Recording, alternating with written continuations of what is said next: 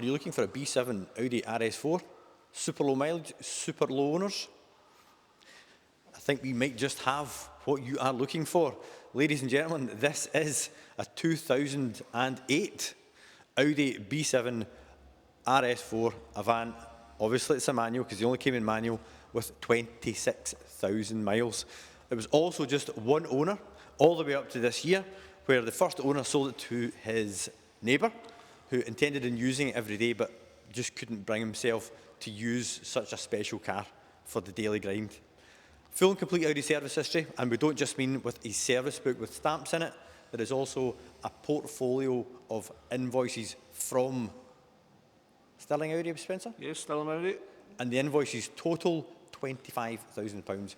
Without going over all the history, two of the main things in recent years is new DRC shocks and also a full overhaul of the car's air conditioning system. If you've got something similar and you would like a valuation, we would love to hear from you, and there'll be a link just up here. We won't buy anycar.com, but we might just buy your car, and for a great price. James Glen are always on the search for special cars like this, and if you've got something, please do get in touch. Over the course of this video, we're going to take you around all the body panels. If there's any little marks, we'll let you know, because at the end of the day, the main reason why we do these videos is we want you to have a good, clear understanding of what the car's like, because there is every chance that you're travelling from the other side of the country, and if there's a little mark that would put you off buying the car, you're better off finding out at this stage. Once we've gone around all the bodywork, we'll then move on to the inside. We'll confirm the car's exact mileage. We'll show that the car starts and idles fine. Obviously, let you hear the engine running, and we'll show you the engine compartment. And then at the end, I'm going to link you to a video where we've actually dry ice blasted the full underside of the car, so it looks as good underneath as it does on the top. So without further ado, Spencer, if you wouldn't mind bringing the camera over. Now, we bring the camera about this far away from the bodywork, because if you were here in person, I'm pretty sure that's how close your actual eyes would be. All the car has been fully machine polished. It took a little one-stage machine polishing session yesterday afternoon to bring the paintwork back to the condition that you see. So there is one tiny little mark just there, and then there's another couple of just small, very, very minor chips that you would never dream of going near with a touch-in pot. They've hardly even broke the paint, they're that minor. It's literally a chip in the clear coat, yeah, rather than the actual paintwork itself. We've got the black optics pack, and the black grille is all still nice, because these can start to fade through time. Got milky. It can either come from solar damage or chemical damage. Yeah. So if you wash a car with a strong caustic. That's exactly it. Light lenses are all nice and clean. These haven't gone opaque as well. Even down at the very, very bottom of the bumper, you can see there's just a few tiny little marks, which all this does is just verify the car's originality. There's two areas of paintwork on the car which we have actually had done ourselves, and that is both front wings, which, as you can see, have been refinished to top standard.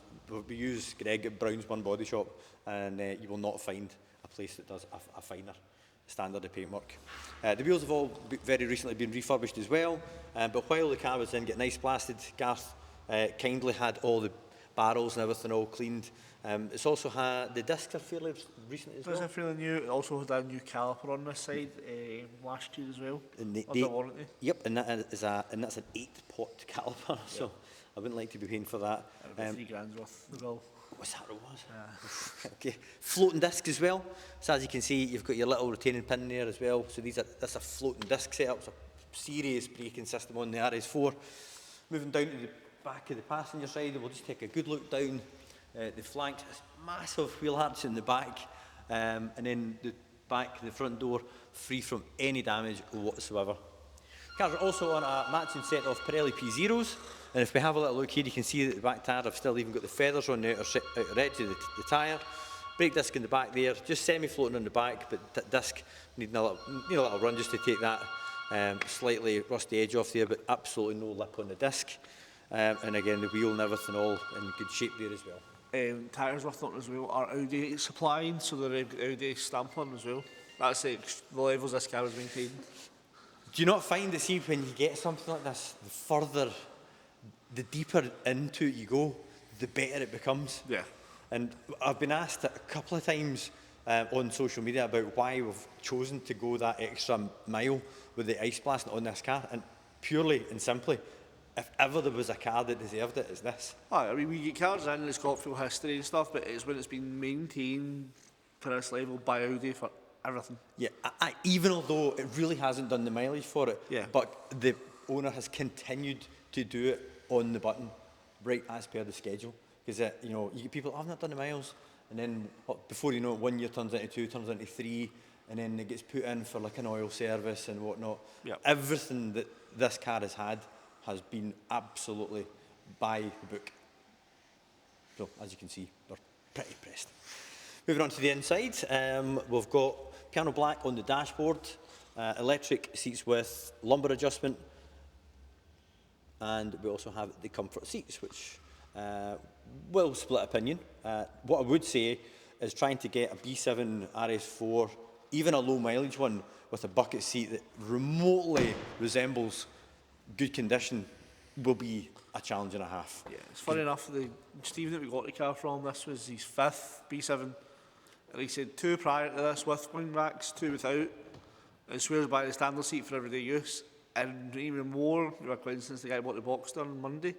He had one. And the reason he sold it is because his mother couldn't get in at the wing racks. Because they are They're seriously too aggressive, sculpted. Yeah, when they look cool, and once you're in, they are a fantastic seat. But getting in and out, and eventually the bolster, and it doesn't take that long. The bolster just takes, they just don't wear up.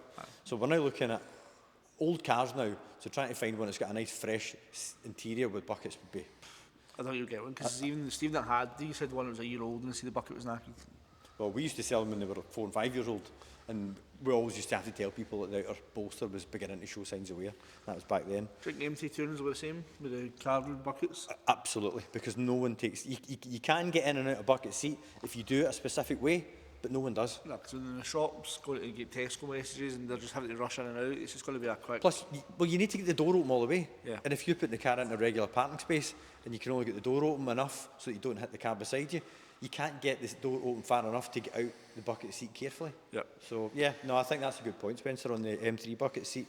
So as you can see through the back rest, sorry, not the backrest, the back bench is free from any damage at all, and it's all wearing really, really well. The first owner was a single man, no kids, not married, so I don't think that back seat's ever been used. You ready for this? So, not only is the boot carpet itself like free from even any, no spillages, marks, nothing at all, but look at this. No, I don't think it's been used. And we've got your navigation discs in case you want to go back in time. I'm pretty sure 2015, if you'd load that, you would be taking down a few dead-end roads. Yeah, I don't even think the M64 extension was done at that point. Yeah. Spare wheels under there as well. Yeah, but it's this, you know, everything about it is just, there's no... It was a third car, its whole life, when he had it. A third car? Third car. So I had a Cayenne and a 911 as well, if I remember rightly. Oh, it's a 911 friend. Yeah, so this was just sparingly used, as obviously the mileage shows. Obviously. Same again from on this side, guys. There's not a mark, nothing at all. Wheels perfect, disc in the back, nice and clean. The same on this, you know, from the front. It's the arches; they just get bigger no matter.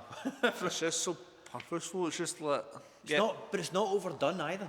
No, it still had to be Audi at the end of the day. It couldn't be pure in your face. It was subtle enough. So, this is the only thing. I used to have an original S3, and they were actually made from cast. Yep. Plastic. That's the only thing I could It is the aluminium stuck to a plastic cover. Because when you polish it, it comes up black.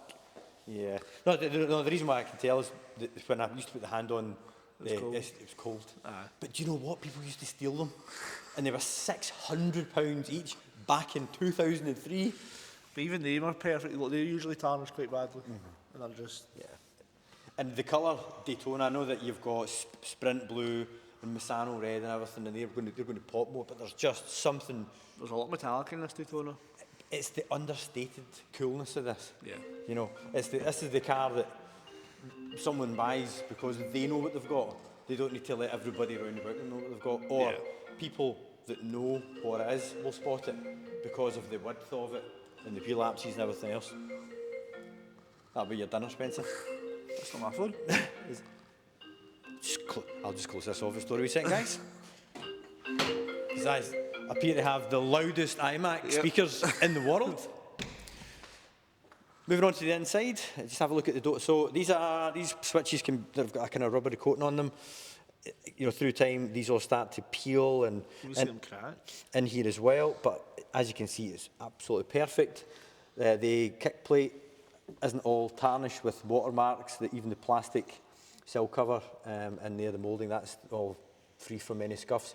Backrest, free from any mark. Even the base, the centre panel on the base isn't all stretched, because normally you tend to see a slight bump mark, for want of a better expression. Just enjoys a super soft leather. And now we shall address the elephant in the room, the standard, heavens forbid, a standard steering wheel. Now, there's something nice about how thin it is, because Audi were probably the first to go crazy with the big thick flat bottom steering wheel. I don't mind a flat bottom steering wheel personally, but the rest of the steering wheel is quite thick. Yep. When you hold this in the hand, a thinner steering wheel allows better steering feel, and this was one of the only Audis at the time that actually had quite nice steering feel. It's not full of detail, but you can feel the front end weighting up when you're driving it. And I can't actually believe the amount of hate this wheel got. I don't mind it. When it went on Facebook. I know obviously it's the same as a standard one, blah, blah, blah, but it's how they can, it's an oddly spec car we're smoking with this, with the black pack and the balls and the sports exhaust. Yeah, that's right. And you've looked through a couple of different adverts, and not many of them have got the S button. No other one at the moment, the time I record that had the S button. Because there isn't really that many. Aye. Look at, I don't know if you can focus on the top of that gear knob there, Spencer, but even look at that. There is not a chip or a mark on it, and that is prone. Even the start button there's no chip or a mark. Yep. I've always liked that. I was like that. It's the way when it literally. It's the most satisfying 12 volt you ever have used. It doesn't even, like, you know, there's no laziness in it, and when it comes up, it's perfect. It's like a wee soldier.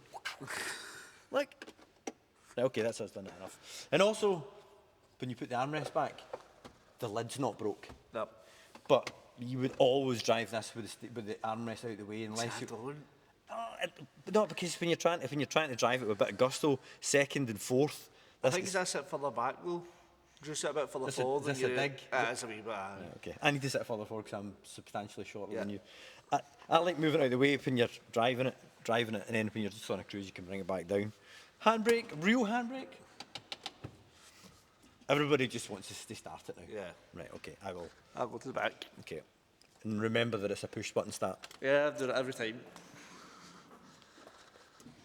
Ready? Ready? So this is the car with the flaps closed. And open.